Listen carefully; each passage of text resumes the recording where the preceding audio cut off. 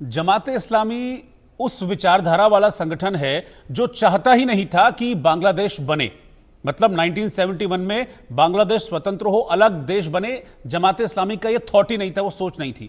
अब वही जमात जिसको बैन कर दिया गया था, और अब आप समझ लीजिए करीब 7 साल बाद ये बैन हटा है जमात पर से, तो ये अपनी वही सोच को अब लागू नहीं करेगा, ये तो जाएंगे सीधा पाकिस्तान की तरफ, क्योंकि उनकी सोच ही वही वाली है। जी बिल्कुल, आपकी बात से मैं पूर्णतः सहमत हूँ एंकर साहब। मैं यहाँ पर यही कहना चाहूंगा कि एक तरीके का बूमरैंग फिनोमेना होता है अंतर्राष्ट्रीय राजनीति में। उसमें ऐसा है कि अगर आप किसी कट्टरपंथी ताकत को या आतंकी संगठनों को अगर आप एनकरेज करते हैं अपने कंट्री में, तो 2 4 5 साल शॉर्ट टर्म के लेवल पर, शॉर्ट टर्म पॉलिटिकल इंटरेस्ट के जो कि मोहम्मद यूनुस के हैं, तो शॉर्ट टर्म पॉलिटिकल इंटरेस्ट के लेवल पे तो मोहम्मद यूनुस को फायदा होगा। पर उसमें यह है कि जो प्रोग्रेस की थी बांग्लादेश ने, मैं भी यही बात यहां पर कहना चाहूंगा, जो प्रोग्रेस की थी बांग्लादेश ने, उस प्रोग्रेस को अब पूरी तरीके से नकार रहे हैं मोहम्मद यूनुस।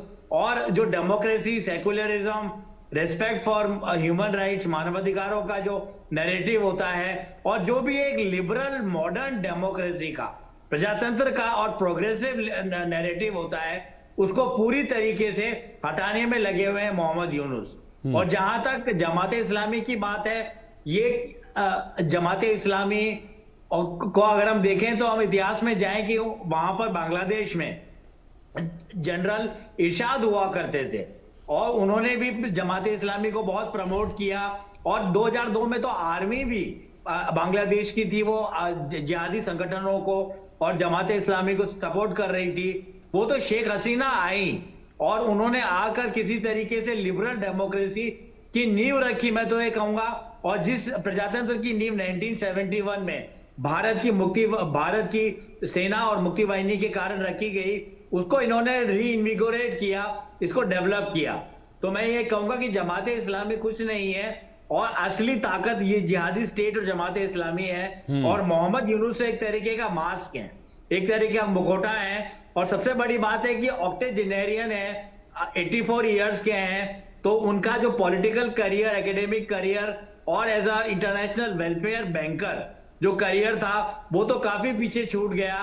पर उनकी पर्सनल पॉलिटिकल एम्बिशन के चलते हुए बांग्लादेश में एक पूरी तरीके से एनार्की, अनसर्टेनिटी और वॉलेटाइलिटी का और अस्थिरता और अराजकता का माहौल है, जिसको रोकने के लिए भारत को भी कोई कदम उठाना चाहिए।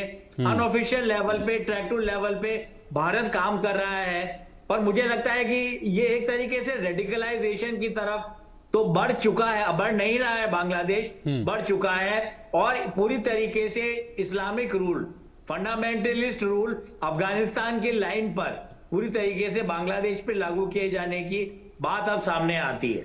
बिल्कुल, आप हाँ ठीक कह रहे हैं आप। प्रोग्रेसिव सोच की तो हम इनसे उम्मीद कर ही नहीं सकते हैं, ये तो निराशावादी लोग हैं जो जमात है। और अब आप ये समझ लीजिए कि वो बांग्लादेश को कहते हैं ना कि वो सालों पीछे ले जाएंगे कि शरिया से कानून चलेगा, संविधान से कानून नहीं चलेगा। कर्नल सोढ़ी, ये जो प्लेटफॉर्म इस वक्त तैयार हो रहा है, वो समझ में आ गया कि प्लेटफॉर्म किसके लिए तैयार हो रहा था? जमात के लिए। जब सारे जो विरोधी हैं अगल बगल वाले शंड कर दिए जाएंगे तो सरकार बनने का रास्ता साफ हो जाएगा। और एक भारत का पड़ोसी देश जो भारत से अब तक के संबंध रखता था, वहां पर भारत विरोधी जमात की सरकार अगर बनती है या उस ओर बढ़ता है बांग्लादेश, तो ये कितना भारत के लिए चिंता करने वाली बात है?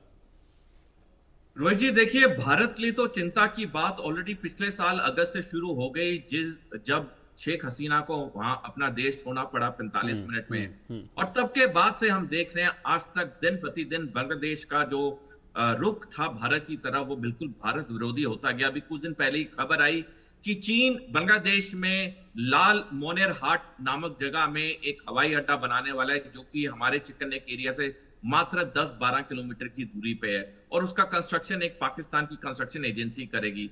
तो हमारे लिए चिंता की बात तो है ये रोहित जी। देखिए, भारत के 8 पड़ोसी मुल्क हैं, 2 तो हमारे कट्टर दुश्मन है, पाकिस्तान, चीन, उनको हम निकाल दीजिए, बाकी बचे 6 में से सिर्फ एक छोटा भूटान ही आज भारत के साथ है, बाकी 5 तो पूरी तरह से चीन के कब्जे में आ चुके हैं। ये 5 देशों ने चीन के साथ बेल्ट रोड इनिशिएटिव साइन किया हुआ है, और हम सारे जानते हैं कि बेल्ट रोड इनिशिएटिव का असली मकसद क्या है। असली मकसद है कि युद्ध के दौरान चीन को इंफ्रास्ट्रक्चर फैसिलिटीज देना।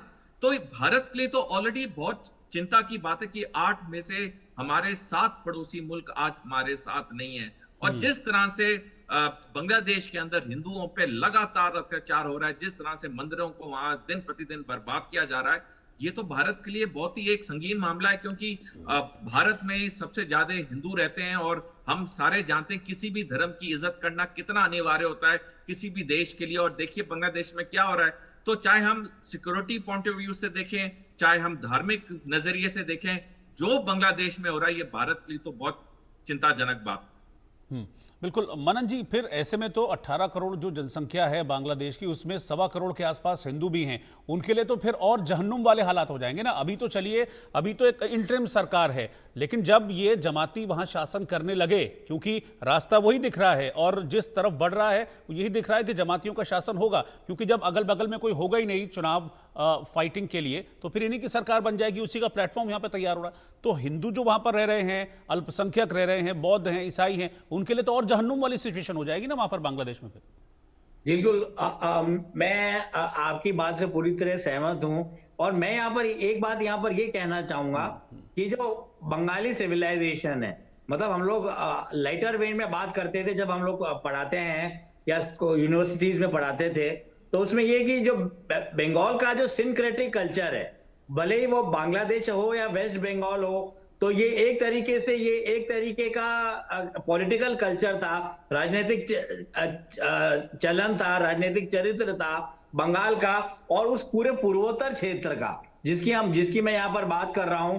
तो एक तरीके से जो अल्पसंख्यक हैं, भले ही वो जैसा कि आपने कहा बौद्ध हो, क्रिश्चियन हो या हिंदू हो या सिख हो, उनको पूरी तरीके से दबाया जा रहा है और एक फंडामेंटलिस्ट सरकार की तरफ बांग्लादेश मूव कर रहा है। मैं अपनी और सबसे बड़ी बात है, यहाँ पर हम बांग्लादेशी आर्मी की भी बात कर सकते हैं।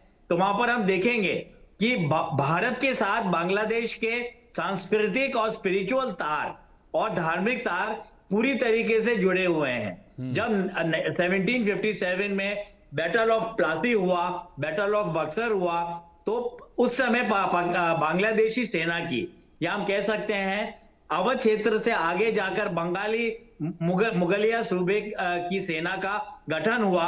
और उसके अलावा लैंसर्स की बात है और उसके अलावा कैवलरी की बात है, वो भी बंगाली सेना जो कि आगे चलकर बांग्लादेशी सेना बनी।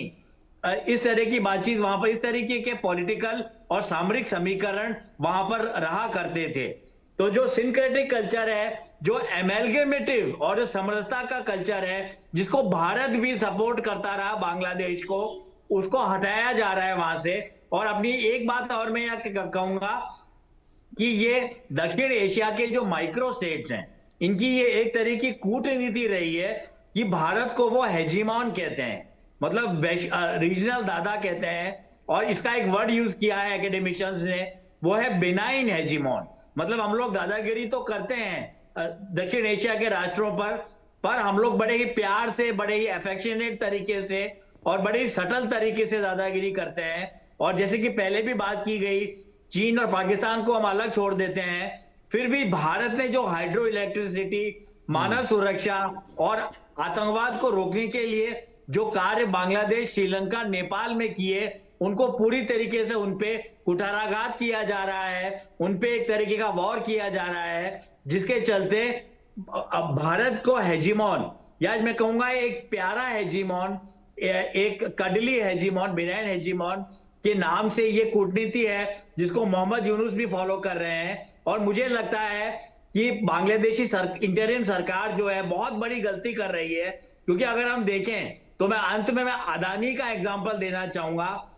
वहां पे मानव सुरक्षा और बिजली और इलेक्ट्रिसिटी और पावर की सिचुएशन भी बांग्लादेश में अच्छी नहीं है। और वो करीब कई सौ करोड़ रुपए अदानी को ओ करते हैं मोहम्मद यूनुस। और बीच में बिजली की आपूर्ति भी रोकी गई थी अदानी के संगठन द्वारा, भारत के द्वारा। पर जब वहां पर ऐसी मानव सुरक्षा के दर्दनाक किस्से सामने आए और बांग्लादेश की जब इतनी बुरी स्थिति होने लगी, तो मदद करने भारत ही आया।